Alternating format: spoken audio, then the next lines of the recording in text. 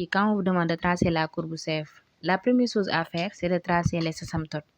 Ici, comme on n'a pas d'asymptote, ni d'asymptote verticale, ni horizontale, ni oblique, mais on a des tangentes de coordonnées de -1 à -4, mais aussi de 1 à 0. De -1 à -4, x est égal à... Ici, on a des tangentes de coordonnées -1, -4. On va chercher la tangente de coordonnées -1, -4.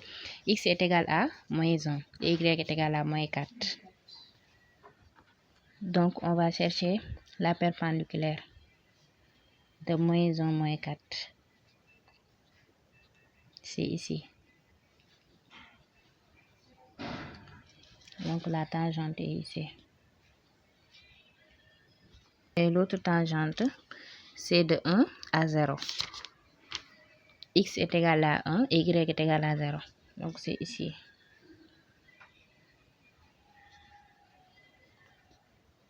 L'abscisse X, c'est ici.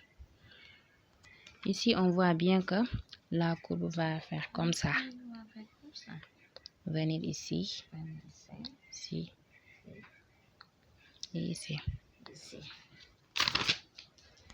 Donc, ça va couper l'axe des abscisses. Ça va couper l'axe des abscisses pour venir ici, dans cette tangente-là. Et ici, ça va couper l'axe des ordonnées pour venir ici, dans cette tangente-là. Donc, ce qui nous reste à faire, c'est de chercher le point d'intersection qui coupe l'axe des abscisses. Ici, on voit bien que la courbe possède des branches infinies. De la direction OX et de la direction OY. Parce que la courbe va faire comme ça. Et venir ici, faire comme ça. Donc, ça va couper l'axe des abscisses. Et ici, pour aller dans l'autre tangente, ça va couper l'axe des ordonnées. Donc, ici, quel point et ici, quel point. Donc, on va chercher les points d'intersection là.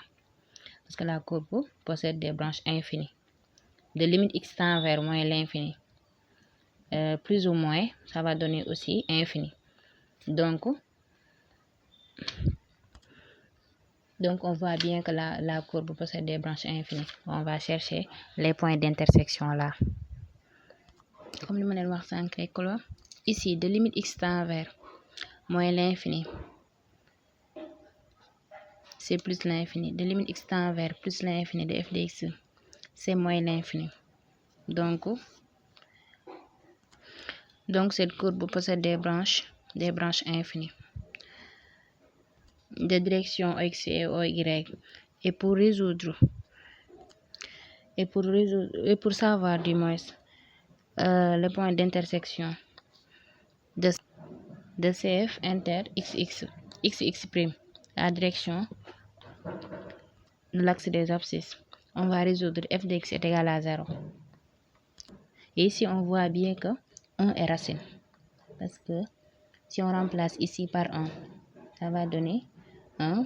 Et moins ici, c'est moins 1. Donc, ici, c'est moins 1 et plus 3. C'est 2.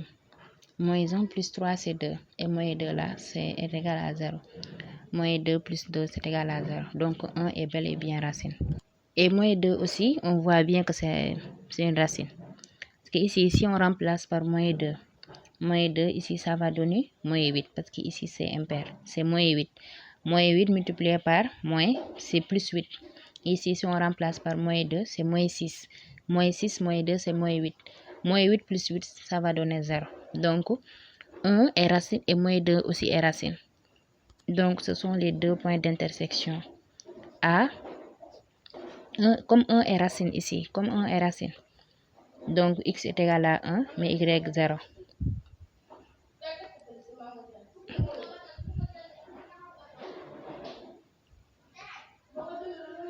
Et ici, comme moins 2 est racine, comme moins 2 aussi est racine,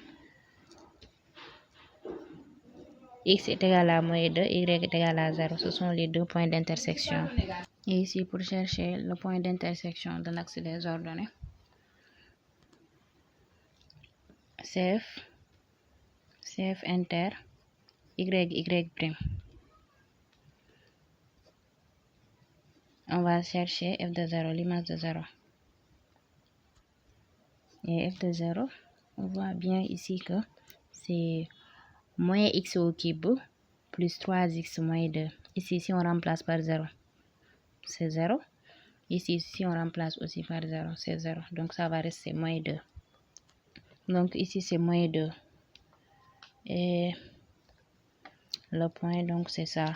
X est égal à 0 et y est égal à moins 2. Parce que c'est y qui est égal à moins 2. Ici, c'est x est égal à...